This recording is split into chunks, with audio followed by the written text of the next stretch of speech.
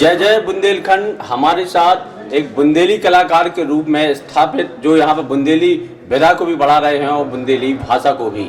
ऐसे हमारे साथ एक बड़ी शख्सियत हैं रोहितांश गौड़, जिनका भाभी जी घर पर है एक बहुत बड़ा प्रसिद्ध जो सीरियल है वो पूरे न केवल बुंदेलखंड में बल्कि पूरे देश में प्रसिद्ध है। और आज हमारे साथ तो हम उनसे चर्चा करेंगे कि आखिर यह मुकाम उन्होंने कैसे पाया और बुंदेली भाषा उन्होंने जो सीरियल चुना है वो क्या कारण रहा कि बुंदेली भाषा में ही उन्होंने सीरियल को चुना है। सर बहुत बहुत स्वागत है आपका।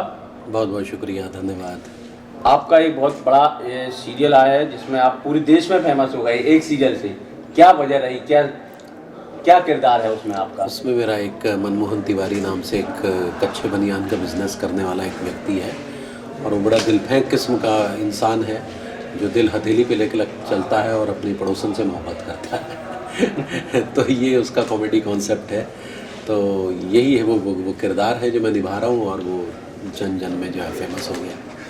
चलिए, आप तो मुंबई इंडस्ट्री से जुड़े हुए हैं, लेकिन आपने बुंदेली भाषा में ही इस किरदार को क्यों चुना? नहीं, देखिए मेरा किरदार बुंदेली नहीं है, लेकिन हम लोग यूपी की भाषा बोलते हैं। लेकिन उसमें एक किरदार है जो हप्पू सिंह दरोगा का रोल करते हैं। उन्होंने ज़रूर बुंदेली भाषा के इस किरदार को बड़ा अमर किया है और इस भाषा का बड़ा प्रचार प्रसार भी किया है। तो और सबसे बड़ी बात, चैनल ने जो है उस किरदार की उस भाषा को ज्यों का त्यों रखा है। तो ये जो है बुंदेलखंड वासियों के लिए एक बहुत बड़ी बात है कि उस भाषा को उन्होंने जो है पूरे हिंदुस्तान में चर्चित किया।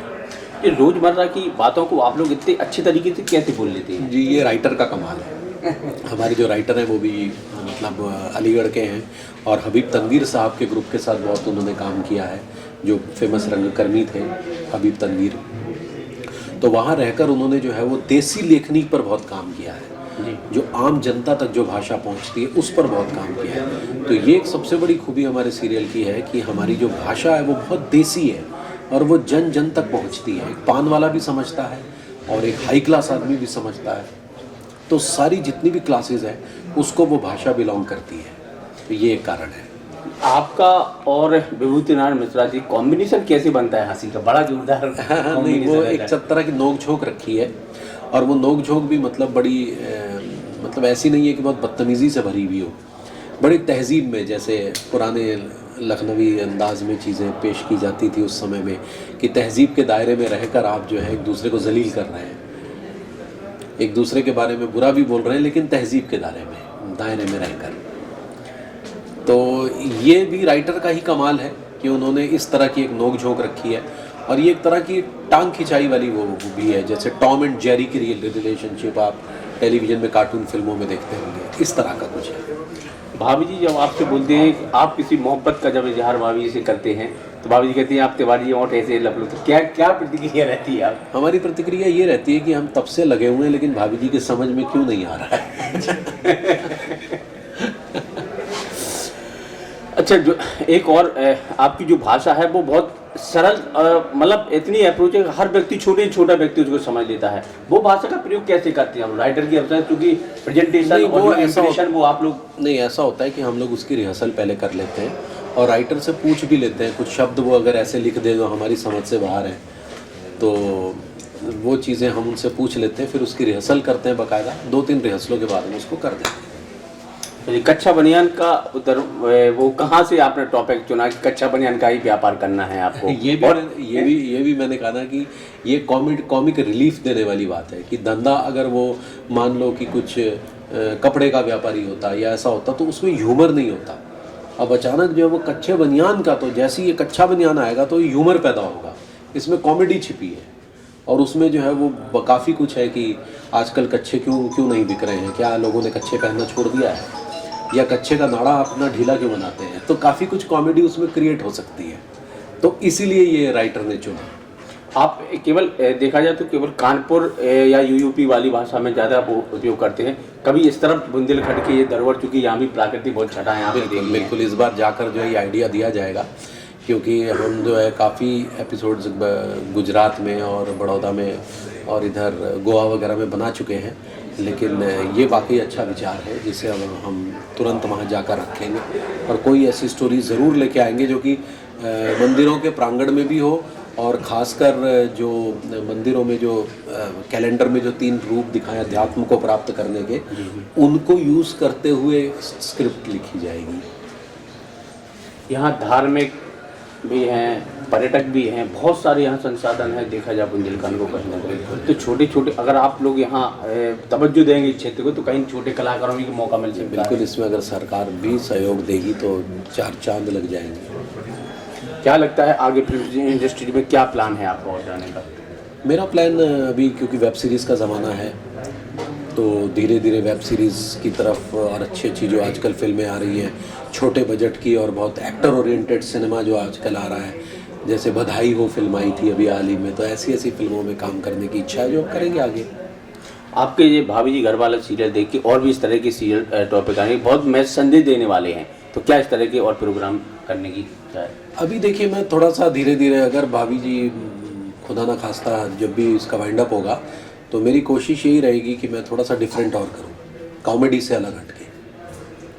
तो भाभी जी घर में जो मेन किरदार में आप दोनों लोग ही हैं, उसमें एक हप्पू सिंह का भी रोल आता है। क्या लगता है हप्पू सिंह और आप लोगों के बीच में क्या कॉम्बिनेशन रहता है? बहुत सुंदर कॉम्बिनेशन है, तीनों का नहीं, सारी कैरेक्टर्स का बहुत सुंदर कॉम्बिनेशन है। लेकिन वो एक तरह से बिल्कुल अलग लैंग्वेज बोलता है बुंदेलखंडी, जैसा मैंने बताया, तो उसका एक इम्पैक्ट अलग किस्म से होता है। आपके परिवार में देखा, आप 2 बेटी हैं आपकी, आपका पूरा परिवार है, किस तरह परिवार में और इसमें क्या अंतर डिफरेंट करती है, क्योंकि आप दोनों रियल लाइफ और रियल लाइफ दोनों में आप जीते हैं? जी देखिए, हमें नेचुरली फैमिली के लिए समय तो वाकई बहुत कम मिल पाता है। जो भी एक्टर्स वगैरह डेली सोप या ये सब करते हैं टेलीविज़न में, उनका एक तरह से फैमिली लाइफ थोड़ी सी मतलब ऐसी रहती है, क्योंकि समय दे पाना थोड़ा मुश्किल होता है। क्योंकि अगर आप महीने के 25-26 दिन शूट ही कर रहे हैं और वो भी 12 घंटे की शिफ्ट, क्योंकि बॉम्बे में 12 घंटे की शिफ्ट होती है, तो 7 to 7 होती है, 9 to 9 होती है, तो समय निकालना वाकई मुश्किल होता है।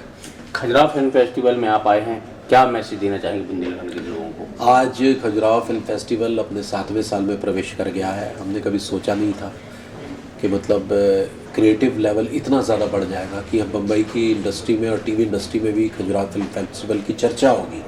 तो ये एक बहुत अच्छा द्वार है और अभी यहाँ पर कोई रजिस्ट्रेशन भी नहीं करना पड़ता फिल्मों का। एक तो बहुत सारे यंग टैलेंट जो है सामने अपनी बात रख सकता है, तो बहुत अच्छा है, अच्छी कोशिश है और ये आगे बढ़नी चाहिए।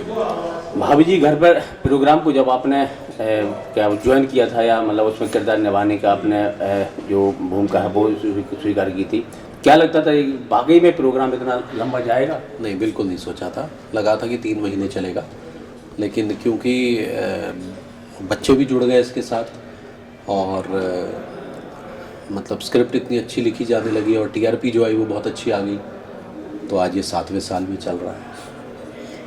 आगे क्या इसी तरह के किरदार निभाने, छोटे पर्दे पे, बड़े पर्दे पे भी? बड़े पर्दे पे, छोटे पर्दे पे, OTT पे, लेकिन कॉमेडी से अलग हट के करना है कुछ। कॉमेडी, लेकिन कॉमेडी में सबसे ज़्यादा प्रसिद्ध हुए, लेकिन क्या होता है टाइप कास्ट ज़्यादा हो जाता है, क्योंकि अभी जो काफ़ी सारे प्रोजेक्ट जो मिलने शुरू होते हैं वो कॉमेडी में ही मिलने शुरू होते हैं, तो जो हम नहीं चाहते, हम चाहते हैं हम अलग अलग आयाम अपने पर्सनैलिटी के तलाशें।